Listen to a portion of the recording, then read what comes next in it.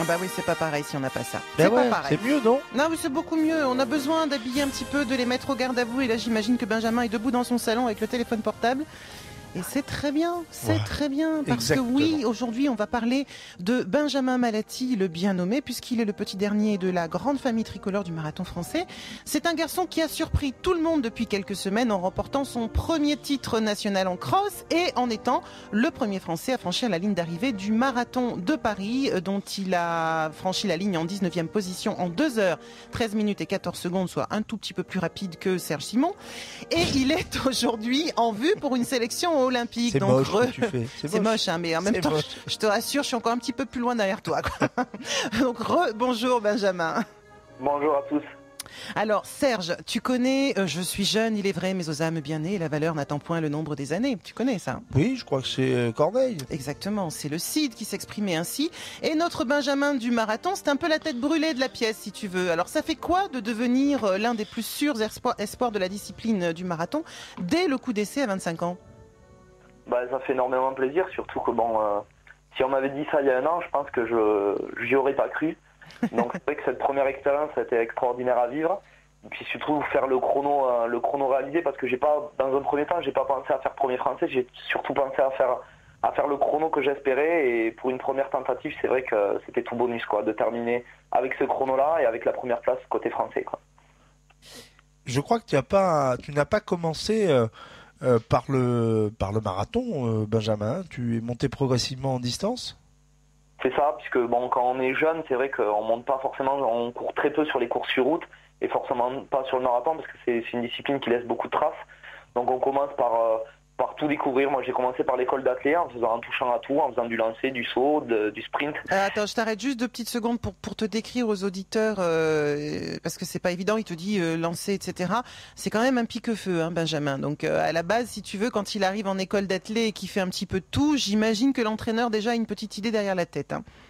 Ah c'est sûr, hein, j'avais des capacités de demi-fond, mais c'est vrai que je touchais à tout parce que quand on commence l'athlé, forcément on n'est pas spécialisé. Donc, c'est très bien d'ailleurs. C'est vrai que quand on est jeune, on fait un petit peu de tout, on découvre, on apprend surtout à être coordonné à la base. Mais c'est vrai que j'avais des capacités forcément plus marquées en demi-fond et c'est pour ça que je me suis spécialisé, mais un peu plus tard.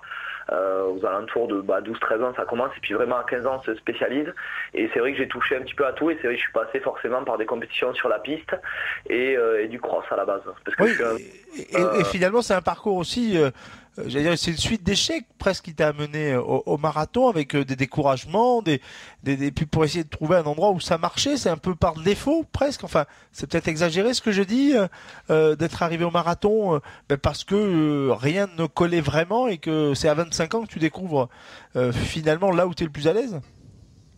En fait, c'est pas par défaut parce que je pensais y monter un jour, mais pas aussitôt forcément. Parce que c'est vrai qu'on attend souvent de faire des performances sur 5000, 10 000 mètres pour moi.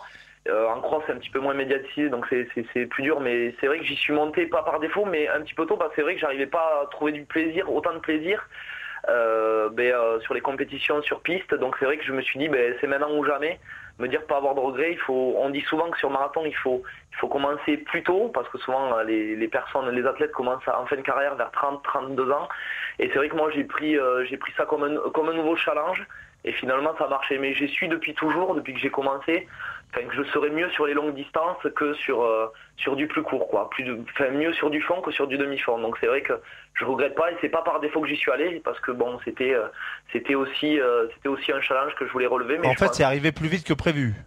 Voilà, plus vite que prévu, mais finalement sans regret, puisque dès la première tentative, ça s'est très bien passé. Ça marche plutôt bien, oui. Et c'est quelque chose, tu sens qu'il est posé, il a 25 ans, mais il a déjà bien réfléchi à sa carrière. On peut dire que ce succès, c'est un succès d'équipe, puisque Benjamin court depuis l'âge de 9 ans sous la houlette de son coach. Depuis les débuts, c'est toujours le même, Messaoud Setati, qui est son entraîneur à Agen. Donc, comme tu l'as dit, il est monté progressivement. Il a un véritable gabarit de Kenyan blanc et sa performance qui est vraiment, je tiens à le rappeler, c'est exceptionnel. faire de 13 un premier marathon à 25 ans, donc une discipline quand même, le marathon, qui demande une vraie maturité, qui a des entraînements extrêmement durs. Et puis à côté, il y a la vie. Donc il y a les entraînements, il y a les études.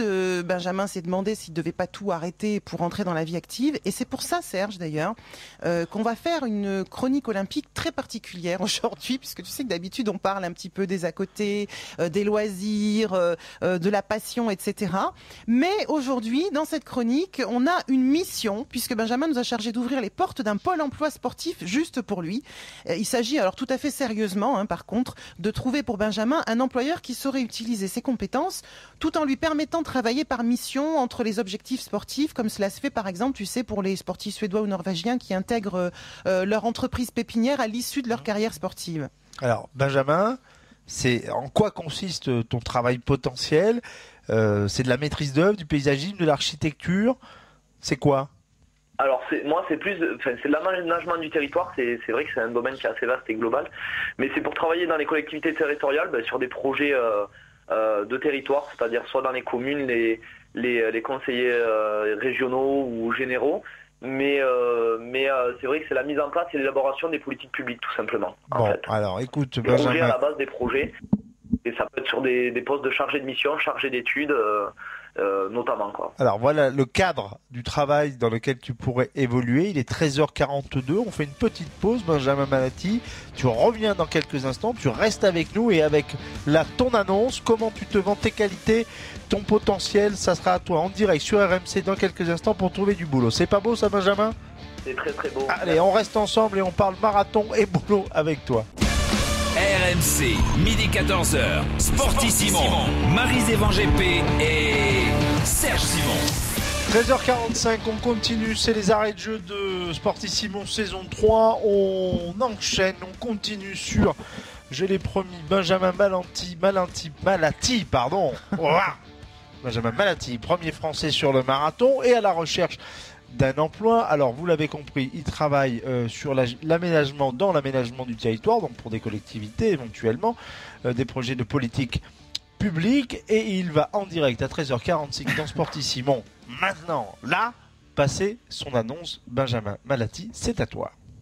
Voilà, bon, j'ai rien préparé de spécial. Ah bah oui, non mais mon vieux, c'est du direct. Ah, il faut te vendre, tes qualités, ton engagement, tes défauts. Vas-y, allez, c'est parti. Bon, je lance un appel à toute personne ou toute collectivité capable de m'aider sur ce double objectif, à savoir objectif professionnel et sportif, avec si possible, bien évidemment, des horaires aménagés pour pouvoir m'entraîner, parce que je le rappelle, je m'entraîne entre 10 et 12 fois par semaine, ça me bloque 25 heures à 30 heures, donc si possible avec cet aménagement-là, et voilà, tout simplement sur des vraies valeurs, sur les valeurs que j'ai apprises au travers du sport, que je peux retranscrire au niveau travail. Donc je suis motivé à 100% pour ce double projet, et parce que le projet professionnel aussi fait partie de mon équilibre.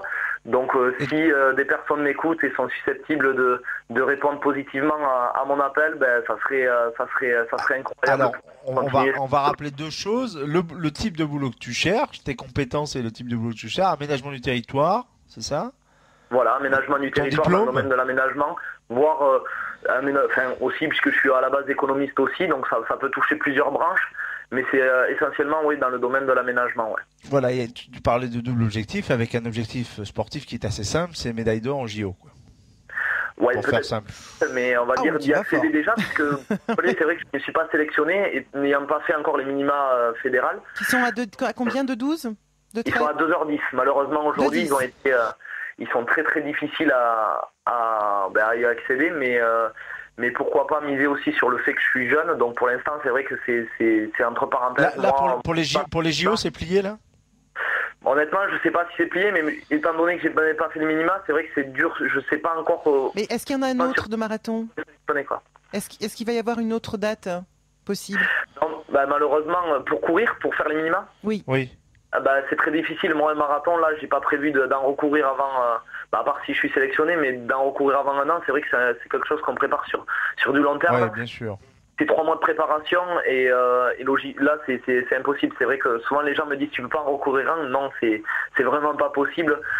Si j'en recours un, par exemple, oui, mais de toute façon, ça les jeux, sinon ça sera à l'automne prochain, voire dans un an. Quoi. C'est très, très dur. Et puis de toute façon, si tu recourais maintenant pour tenter de réaliser 2-10, eh bien ça serait impossible de pouvoir courir au JO. Donc là, on est suspendu finalement tout simplement à la décision de la fédération une fois que tous les minima et que toutes les différentes épreuves auront eu leur propre sélection.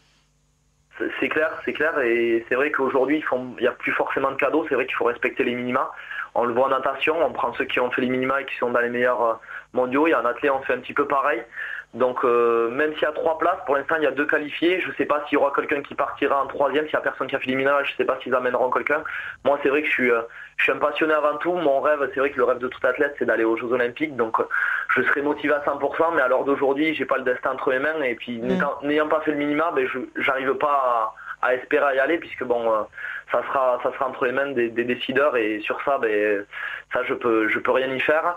Bon, je sais qu'il y a beaucoup de monde qui aimerait que j'y aille, mais bon, pour l'instant... Oui, alors justement, beaucoup de monde. Tu es très entouré, c'est ce que m'a dit Maryse, hein,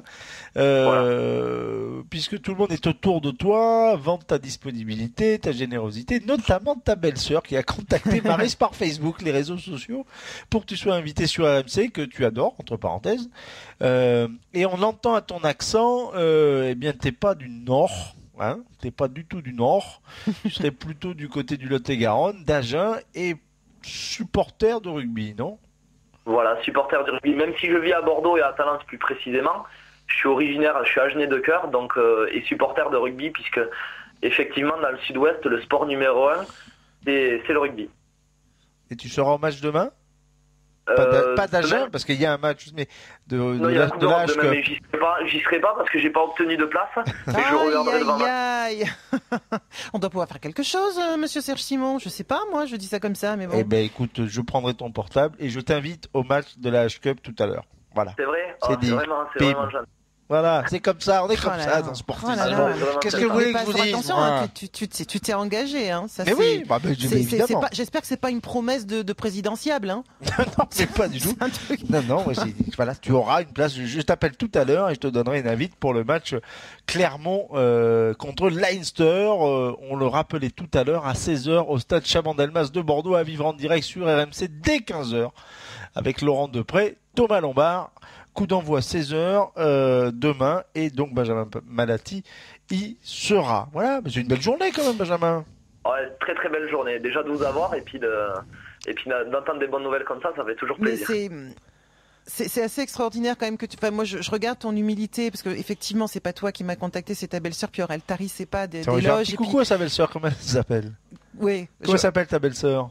Aurélie, elle doit écouter, là, j'imagine, non? Et puis le frangin aussi qui est très très proche. Et ce qui me touche, si tu veux, c'est vraiment parce qu'on a l'impression que tu t'excuses presque de passer par là, alors que finalement, bah oui, t'es champion de France cet hiver pour la première fois, donc un beau représentant. Mais j'imagine que pour toi, ça doit être un peu particulier d'évoluer dans ce monde où pour exister, il faut pratiquement devenir Kényan, quoi. Et même en devenant Kényan, il faut faire partie des 320 qui ont déjà réalisé les minima pour les Jeux Olympiques sur marathon. On le répète parce que c'est un truc de fou, ça. C'est un truc énorme.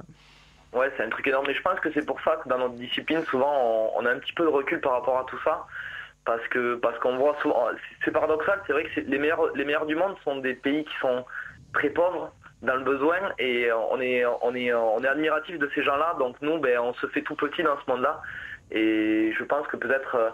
on est, je sais pas si moi je me définis pas comme humble, mais on l'est peut-être parce que voilà, c'est un sport déjà ingrat et on est dominé par des gens qui sont encore plus humbles que nous, qui viennent de nulle part et qui sont extraordinaires, quoi, qui ont des capacités extraordinaires. Est-ce que justement tu y vas, tu y allais, tu comptes y aller en Éthiopie, en Érythrée, sur les hauts plateaux, sur ces magnifiques paysages que sont les sources du Nil d'ailleurs, et où s'entraînent les grands champions? C'est déjà fait, ça va se faire? C'est un rêve?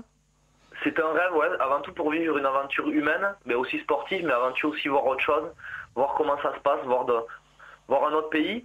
Et puis je n'y suis pas encore allé, j'ai des amis qui commencent à y aller, à aller s'entraîner là-bas. Mais ça va peut-être se réaliser, étant donné que le stage de préparation pour les championnats d'Europe de cross se déroulera peut-être au Kenya. Ah.